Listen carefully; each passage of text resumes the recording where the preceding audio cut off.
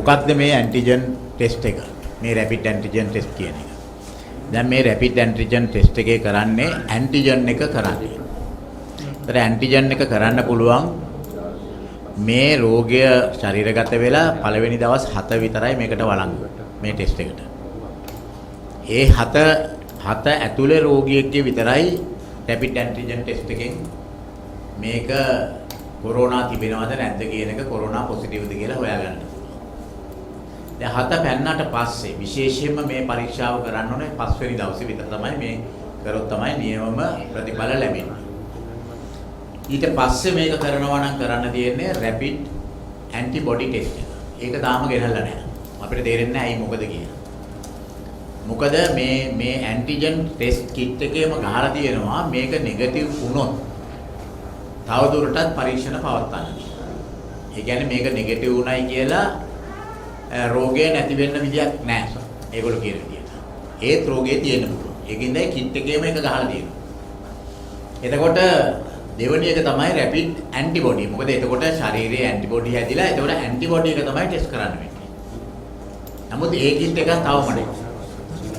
මේ දෙක අතර තියුණොත් ඒ ඇන්ටිබොඩි ටෙස්ට් එක නෙගටිව් වුණොත් එතකොට දෙකම කරන්නට ඕනේ. Antigen and antibody. ඒ මොකද ඒ දෙකේම රිසල්ට් එකෙන් තමයි බලන්නට ඕනේ. මොකද මොකද ඒ අතරමැද තියෙනවා. ඉතින් මෙන්න මේක තමයි ඇත්තටම මේකේ තියෙන විද්‍යාත්මක මේවේක. එතකොට ඇන්ටිජන් ටෙස්ට් එක තියෙන්නේ මේකේ ඇත්තටම ඒක නිසා මේක ඉතාමත්ම සීමිත ප්‍රතිඵල ලබා දෙන දෙයක්. මේකෙන් රඳාපවතින්න බෑ රෝගියෙකුගේ කොරෝනා වෛරසය ශරීරගත වෙලා නැහැ කියලා. මේ දැන් උදාහරණයක් මම කියන්නම්. දැන් මේ ඇන්ටිජන් ටෙස්ට් එකට මේ ගෙනල්ලා තියෙන එක්තරා සමාගමකින් ලංකාවට දැන් ඒකේ ටෙස්ට් කිට්ස් යවලා තියෙනවා පරීක්ෂා කරන්නට.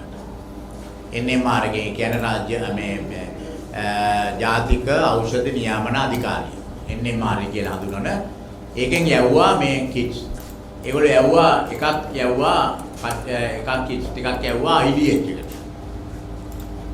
මේ වසංගත රෝග රෝහල අංගවල.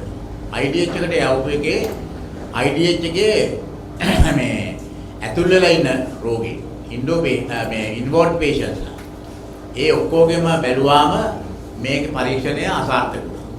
මොකද ඒකේ මේකෙන් දැන් ඒ හැම එක්කෙනාම කොරෝනා රෝගීන්ට මේක ටෙස්ට් කරලා බලන්නේ මේක ටෙස්ට් කිට් එකක් ඉඳලා මේකේ හොඳ නරක බලන්න. ඒක බැලුවාම ඒකේ ඉන්නේ නෙගටිව්. මොකද ඒකට සමහරලාට හේතුව මේකේ මේ කාලපරාසයෙන් පස්සේ ඒ රෝගීන් ඉන්නෙන්ද ඒක පෙන්වන්නේ ඇන්ටිජන් ටෙස්ට් එක. එතකොට කරාපිටිය රෝහලට ඇරියා. කිට්ස් 40ක්. එතකොට IDH එක කරේ මොකද? IDH එකේ මේ ප්‍රතිඵල නෙගටිව් වෙන හින්දා රෝගීන් ඉන්නවා. නමුත් රෝගියා නෙගටිව්.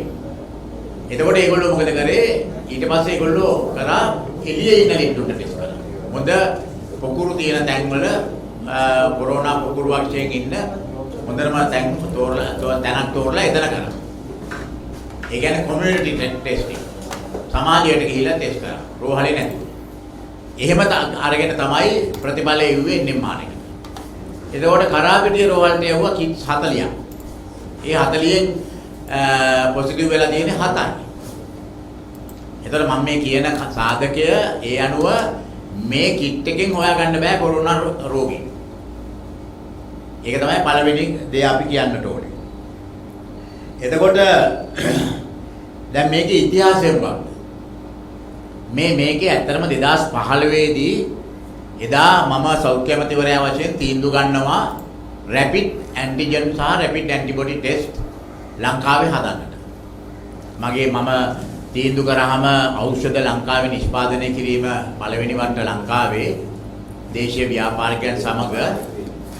එතකොට මේක තීන්දුව අරගෙන මේ සඳහා ගණනාවක් එනවා. ඒ ගණනාවෙන් එක්තරා සමාගමකට බලය ලබා දෙනවා අපේ අමාත්‍යාංශය මේ රැපිඩ් ඇන්ටිජන් ටෙස්ට් එක මේ වෙනි කර්මාන්තශාලාවක් හදන්නට. 2018 වෙනකොට ඒගොල්ලෝ මේව කරත් මම එනකොටත් කරලා තියුන්නේ නැහැ. මොකද ඒකට අවශ්‍ය බයිබෑක් ගැරන්ටීස් මේක නොදීම නිසා. නමුත් මේ සඳහා අපි ක්‍රියාමාර්ග ගත්තා එදා. ඒ කාලේ ඉඳලා. එතකොට 2020 අප්‍රේල් මාසයේ ඉඳලා මේ රටේ නොයෙකුත් වෛද්‍ය සංගම් ඇතුළු සියලුම අය විශේෂඥවරු සියල්ල කට්ටිය අපි පවා ඉල්ලුවා මේ රටේ මේ රැපිඩ් ටෙස්ට් ටික ආරම්භ කරන්න කියලා. මොකද මේකේ ප්‍රතිඵල ඉක්මන්. සාර්ථකම නැති වුණත් නමුත් රැල්ලක් යනකොට කොවිඩ් වසංගතයකට යනකොට මේකේ වටිනාකමක් තිබෙනවා. එතකොට මේකෙන් යම්කිසි අවබෝධයක් අරගත හැකි අපිට කොවිඩ් වල තත්ත්වය මොකද කියන්නේ. ඒ අනුව අපිට පුළුවන් ඉතුරු ඒවා PCR ටෙස්ට් වලට යවන්න. එතකොට නමුත් ඒක කරේ නැහැ අප්‍රේල් වල. නමුත් එකපාරට හදිසියෙ දඩපිටි ගාලා මේ පහුගිය දවස්වල ඔක්තෝබර් මාසයේ අන්තිම වෙනකොට අමාත්‍යාංශයෙන් ටෙන්ඩර් කැඳෙව්වා. 28 වෙනිදා ටෙන්ඩර් එක කැඳෙව්වා. දෙවනිදාට ටෙන්ඩර් එක අවසන්. දවස් 3-4යි දුන්නේ. එතකොට උනේ මොකද? ඒ ටෙන්ඩර්ස් කැඳවලා දවස් දෙකෙන් එක්තරා සමාගමක් මේ ඇන්ටිජන් මේ වේග ටෙස්ට් කිට් එක දෙවනිදා ටෙන්ඩර් එක ඉවර වෙනවා. පස්වෙනිදා වෙනකොට ලංකාවටත් ඇවිල්ලා ඉවරයි. මේ තරම් ඉක්මනට. මේ තරම් ඉක්මනට මේ අනිත්කුත් වැඩ කෙරුණා නම් ඉතාමත් හොඳයි. එහෙනම් කොරෝනාද නැහැ. මේ ව්‍යාපාරික කටයුත්තක් වෙනුවෙන් නම් ඉතාමත්ම ඉක්මනින් මේ වැඩ කටයුතු කරලා තියෙනවා. 28 වෙනිදා ටෙන්ඩර් කැඳවලා දෙවනිදාට ටෙන්ඩර් එක ඉවර කරලා පස්වෙනිදා වෙනකොට බඩුත් ලංකාවේ. කොච්චර ෂෝක්ද? මේ විදිහට රැපිඩ් ක්‍රියාමාර්ග ගත්තා නම් ආශනික ක්‍රියාමාර්ග ගත්තා නම් රජය අද මේ තත්වයට අපේ රට කොරෝනා වසංගතයෙන් වැයෙන තත්වයක් ඇති වෙන්නේ නැහැ. දැන් මේක ටෙන්ඩර් පැත්තක තියන්නකෝ. දැන් ඉස්සෙල්ලාම ලංකාවට ඖෂධයක් ගේනකොට ඒ ඖෂධය ලියාපදිංචි වෙන්න ඕනේ. කොහෙද? ජාතික ඖෂධ නියාමන අධිකාරිය.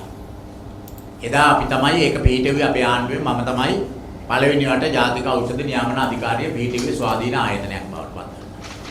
ඒක තමයි මහාචාර්ය බිබිලිගේ ප්‍රතිපත්තිය ක්‍රියාත්මක කිරීම සඳහා එක ප්‍රතිපත්තිය. එතකොට ඒකේ ලියාපදිංචිය. එතකොට මේ ලියාපදිංචි මත තියෙනවා මේ දැන් මේ කියන සමාගමේ මේ උක්ත සමාගම ලංකාවට ගේන ඒකේ සමාගමේ ලියාපදිංචි. දැන් ඒගොල්ලෝ දෙකක් ලියාපදිංචි කරලා තිබෙනවා. මේ ඖෂධ මේ ටෙස්ට් කිට්ස් දෙකක්. එකක් ඇබොට් කියන මේ ඇමරිකානු ප්‍රතිවිධ සමාගමේ ඒක නමුත් කොරියාවේ ගේන තමයි ඒක ලියාපදිංචි කරලා තියෙන කොරියාවේ ඇබොට් සමාගම. ඒක. එතකොට දෙවෙනි එක ලියාපදිංචි කරලා තියෙනවා බයෝසෙන්ස කියලා. ඒකත් කොරියානු සමාගම. මේ දෙකේම ලියාපදිංචි සාධික දැන් අපි ගාව තියෙනවා. මේක ලියාපදිංචි කරලා තියෙන දැන් ඇත්තටම ලෝක බැංකුව ලෝක සෞඛ්‍ය සංවිධානය මේකේ එකක් මේ බයෝසෙන්ස කියන ආයතනය නිෂ්පාදනය කරන ඒකට අනුමැතිය දීලා තියෙනවා සැප්තැම්බර් මාසයේ 22. ඒ කියන්නේ අර ඒගොල්ලෝ කියනවා ප්‍රී ක්වොලිෆිකේෂන් කියලා. ඒක අවුරුද්දකට දීලා තියෙනවා ප්‍රී ක්වොලිෆිකේෂන් එක WHO එක ලෝක සෞඛ්‍ය සංවිධානය මේක පාවිච්චි කරන්නට. ඒ නිසා ඒක උඩ තමයි ජාතික ඖෂධ නියාමන අධිකාරිය මේක පිළිගන්නේ.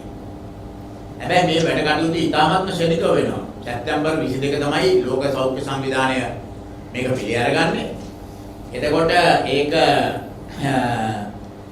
ඔක්තෝබර් 22 වෙනකොට මේ සමාගම මේ ඖෂධ අධිකාරියේ අනුමැතියක් ලබා ගන්නවා. ඒ කියන්නේ හරියට මාසයක් යනකොට මේගොල්ලන්ගේ එකක් 22 අනිත් එක 29 කියන දවස් දෙකට මේ සමාගමේ මේ ඖෂධ මේ ටෙස්ට් කිට් එකේ සහතිකයක් ලබා ගන්නවා මේකේ. එතකොට ඒගොල්ලෝ මිලක් නියම කරනවා. මිල නියම කරනවා රුපියල් 1146.722ක් තමයි මේක ඒගොල්ලෝ අනුමත කරන මිල. අනිත් එකට එහෙම ලියලා නැහැ. නමුත් ඖෂධ නියාමන අධිකාරිය මාත් එක්ක කිව්වා ඒකටත් මේ මිලම තමයි කියලා. ඒ කියන්නේ සාමාන්‍යයෙන් ඩොලර් 5ක විතර මිලක්. එතකොට ඒකේ ඔක්කොම එක්ක අවුගලා මේ සමාගම ඩොලර් 6.19කට ලංකාවට කෝට් කරනවා. හරි. එතකොට මේක මේ ටෙන්ඩර් එක දාන්නේ කවදද? මේ ටෙන්ඩර් එක දානවා නොවැම්බර් 2. ක්ලෝස් කරන්නේ. මේ ටෙන්ඩර් එක දෙකමාරට. එතකොට මේකට 30 දෙන්නේ මේ තියෙන ටෙන්ඩර් ડોකියුමන්ට් එක සමාගම් 32ක් මේකට ඉල්ලනවා. මේකට ඉල්ලනවා. දැන් ඒකම අපේ රාජ්‍ය ඖෂධ නීතිගත සංස්ථාවේ සභාපතිවරයා ප්‍රසන්න ගුණසේන මහත්මයා විශේෂඥ වෛද්‍ය ප්‍රසන්න ගුණසේන එයා පැහැදිලි ප්‍රකාශයක් කරා මේකේ තවම ඉවැලුවේෂන් ප්‍රොසෙස් එක ඉවර නැහැ. ඒ කියන්නේ තමුන්නාසල දන්නවා ටෙන්ඩර් එකක් දැම්මාම ටෙන්ඩර් එක ක්ලෝස් කරා නොවැම්බර් 2.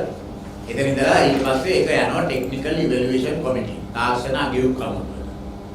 ඒකේ ඉන්න විශේෂඥ වෛද්‍යවරු ඒ විශේෂඥ වෛද්‍යවරු මේ පිළිබඳව දීලා. දැන් මේ විශේෂඥ වෛද්‍යවරු තමයි ඒගොල්ලෝ මේ ටික යවනවා එක එක තැන් වලට ටෙස්ට් කරන්නේ.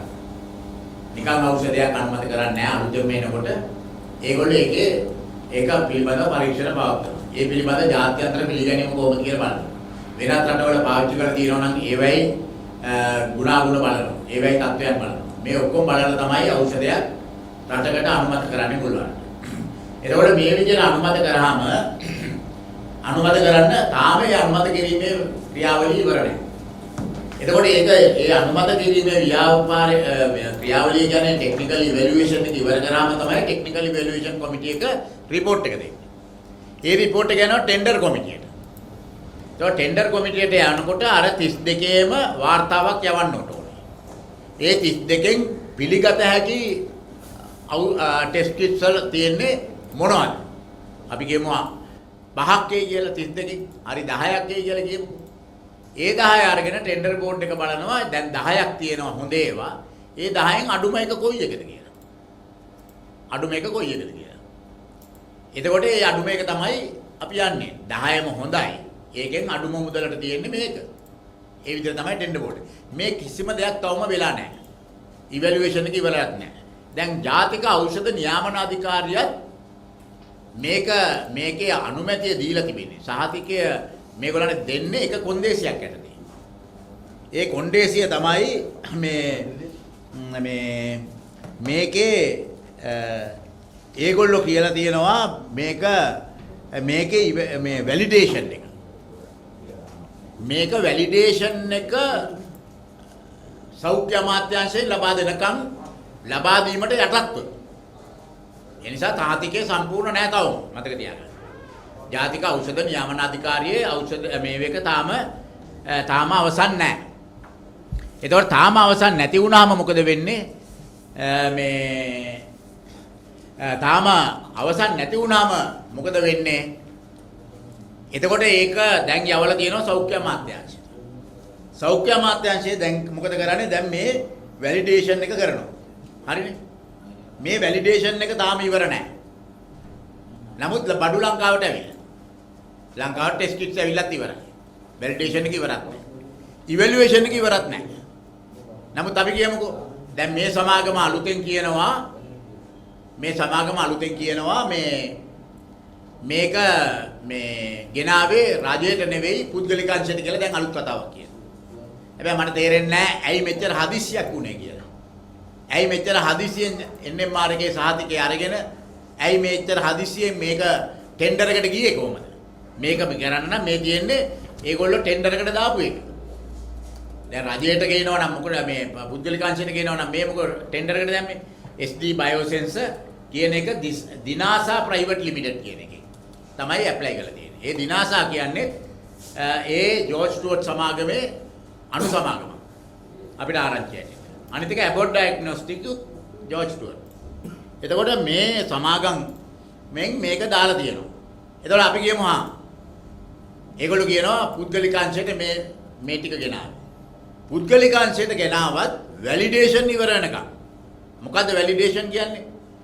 මේ ඖෂධය හොඳ වුණාට මේක පාවිච්චි කරන්නේ කොහොමද? ඒකේ ගයිඩ්ලයින්ස් දෙන්න ඕනේ සෞඛ්‍ය අමාත්‍යාංශය. ඒකේ ගයිඩ්ලයින්ස් දෙන්න ඕනේ. මෙන්න මේ ගයිඩ්ලයින් එක යටතේ තමයි මේ ටෙස්ට් කිට් එක පාවිච්චි කරන්න ඕනේ. ඒක තාම ඉවර නැහැ. දැන් ඊයේ රාත්‍රියේ ડોક્ટર සමන් රත්නායක නියෝජ්‍ය අධ්‍යක්ෂක ජනරාල් රසායනාගාර සේවා DDG Lab Services එයා පැහැදිලි ප්‍රකාශයක් කරා තාම වැලිඩේෂන් ඉවර නැහැ. ඊයේ හවස නැත්තම් අද උදේ වෙනකොට වැලිඩේෂන් ඉවර කරනවා. නමුත් නොවැම්බර් 5 වෙනිදා වෙනකොට මේ ටෙස්ට් කිට් ඇවිල්ලා ඉවරයි. එතකොට ඒ අතරේ අපිට ආරංචි වෙනවා අපිට හරියට කියන්නට බෑ. මේක පුද්ගලික රෝහල් වලට ලබා දීලා පුද්ගලික රෝහල් වල පාවිච්චි කරලා කියලා මට ඒ පිළිබඳව ලිපි ලේඛන තවම අතට හම්බුනේ නැති නිසා මට ලබා දෙන්නම් ඒ කියලා කිව්වා. ලබා දෙන්නේ නැති හින්දා මට ඒක හරියට කියන්න බෑ. නමුත් ලංකාවට මේවා ටික ඇවිල්ලා ඉවරයි. වැලිඩේෂන් ඉවර වෙන්න ඉස්සෙල්ලා, ඉවැලුවේෂන් ඉවර වෙන්න ඉස්සෙල්ලා මේ ඔක්කොටම ඉස්සෙල්ලා මෙහාට ඇවිල්ලා ඉවරයි. දැන් අනිත් එක දෙවෙනි එක. දැන් මේකේ රාජ්‍ය ඇමති සෞඛ්‍යයේ ඉන්න. රාජ්‍ය ඇමති කියනවා එයා තමයි මේ ඖෂධ පිළිබඳව ඉන්න රාජ්‍ය ඇමති. අපේ මහාචාර්ය චන්න ජයසුමන මහත්මයා. එයා කියනවා ලෝක සෞඛ්‍ය සංවිධානයෙන් ඒගොල්ලන්ට දැන් පොරොන්දු වෙලා තියෙනවා සෞඛ්‍ය අමාත්‍යාංශයට ලක්ෂ 5ක් පොරොන්දු වෙලා තියෙනවා. මේ රැපිඩ් ඇන්ටිජන් ටෙස්ට් එකේ කිට්ස් ලක්ෂ 5ක් පොරොන්දු වෙලා. ඒකෙන් 7 වෙනිදාට 50000ක් එනවා කියලා. එයා කියනවා. එතකොට ඇත්තටම දැන් ඇවිල්ලා කිට්ස් 50000 WHO එකෙන් ඊයේද කොහෙද අමාත්‍යාංශයට බාර දුන්නා ඊයේ පෙරේද. එතකොට ඒකම නෙදර්ලන්තයෙන් ගෙනාවු ටෙස්ට් කිට්ස් ටික 1,50,000ක් රේඩියෝවේ තියෙනවා. මොකද HS කෝඩ් එකේ ප්‍රශ්නයක් තියෙනවායි කියලා මේ HS කෝඩ් එකේ ප්‍රශ්නයක් තියෙනවායි කියලා ඒක රේඩියෝවේ තියාගෙන ඉන්නවා. ඒ ඔක්කොම නිකන්. නෙදර්ලන්තේ 1,50,000ක් නිකන්. WHO එකෙන් ලෝක සෞඛ්‍ය සංවිධානයෙන් ලක්ෂ 5ක් නිකන්. ලක්ෂ 6මාරක් තිබෙනවා. දැන් මම අහනවා ඒකේ HS කෝඩ් එක ප්‍රශ්නයක් තියලා මේ තරම් මේ හදිස්සි කොවිඩ් එකට. දැන් ඉතින් ওই විදිහට බලන්න ජනාධිපතිතුමා කියනවානේ මගේ කටේ වචනේ තමයි සර්කියුලර් එක කියලා චක්‍රලේඛනේ. ඇයි ටෙලිෆෝන් කෝල් එකක් දීලා ඒ චක්‍රලේඛනේ නිකුත් කරන්න බැරි වුනේ? HS කෝඩ් එක හරි ගස්සලා පිට කරන්න මේ ඖෂධ. මේවා ඖෂධ. මේ කොරෝනා වසංගතයකට ගෙනලා තියෙන්නේ. මේකට හදිසි. ඖෂධය හොඳ නම් ඖෂධය පිළිගත්ත එකක් නම් HS කෝඩ් එක උඩ ඖෂධය රඳවාගෙන ඉන්නේ මොකද්ද? ඇයි ඒ වගේ ඒවා කරන්න බැරි? මේ අනිත් ඒවාට තියෙන හදිස්සියයි මේකට තියන්න බැරි. ඇයි මේ පුද්ගලික සමාගමේ ඒවට මෙච්චර හදිස්සියේ රෙජිස්ට්‍රේෂන් දීලා මම දැන් උදේ දවල් රෑ ඉඳගෙන වැලිඩේෂන් කරගෙන ඉවැලුවේෂන් දඩිබිඩි ගාලා කරලා මුළු අමාත්‍යාංශය මේක පස්සේ දුවන අමාත්‍යාංශය ඇයි මේ ජනාධිපතිත් එක්ක එක්කහුවෙලා ඇයි මේ අයි ඕකේ තියෙනවනේ කාර්ය බල සාධක බලකායන් කොවිඩ් එකේ එහෙම ජනාධිපතිත් එක්ක ඇයි ඔහුට කියලා මේ නෙදර්ලන්තේ 1,50,000 රිලීස් කළා වහම මේ ටෙස්ට් එක පටන් අරගන්න නැත්තේ. ඒ මොකද මේ WHO මේවා ඔක්කොටම ඉස්සලා ඕන උනේ මේ සමාගමේ බඩු ටික වෙළඳ පොළට ගේන්න. සෞඛ්‍ය අමාත්‍යාංශයට දෙන්න හරි වෙළඳ පොළට දාන්න හරි. නමුත් මේ ඒ කියන්නේ මේ ආණ්ඩුවේ ප්‍රශ්නේ මොකද්ද? ඔයගොල්ලන්ගේ නොමිලේ හම් වෙන ඒවා අපිට එපා. අපි සල්ලි දීලා අරගන්න. ඒක තමයි තියෙන්නේ. මේ ප්‍රතිපත්තිය. ඒ කියන්නේ මේක හින්දා තමයි හැමෝම මේ රජයට චෝදනා කරන්නේ. මේ තනිකරම මෙතන ඉන්නේ කට්ටියක් මේ ව්‍යාපාර කටයුතු වල. දැන් වියත් මගේ කියලා ගහගෙන බෝඩ් ගහගෙන මේවා තමයි කරන්නේ. මේවට තමයි පෞගිය කාලේ ඔය තියෙන මාධ්‍ය ආයතන පාවිච්චි කරගෙන උදේ දවල් රෑ අපිට ගහගෙන සියලු මේවා කරන්නේ. දැන් මේවා එලිදරව් කරනකොට අපේ മന്ത്രിවරුන්ට අපේ හරින් පණෑන්ඩ മന്ത്രിතුමා මේවා එලිදරව් කරා. එතකොට කියනවා මේ මාධ්‍ය ආයතන ප්‍රධානියා මේ මඩ ගහන්න එපයි කියලා. මාධ්‍ය සදාචාරයක් තියෙන්න ඕනේ කියලා. මාධ්‍ය වාදෙනු පරහට තමා සම්මතෙහි පිහිටා සිට මං කියන්නේ.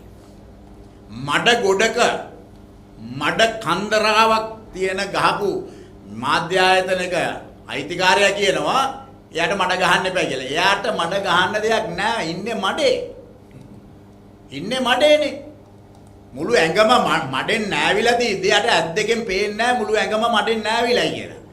එයා හිතනවා ඉස්සරහා ඉන්න කෙනාගේ අතේ තියෙන ටික විතරයි මඩේ කියන්නේ.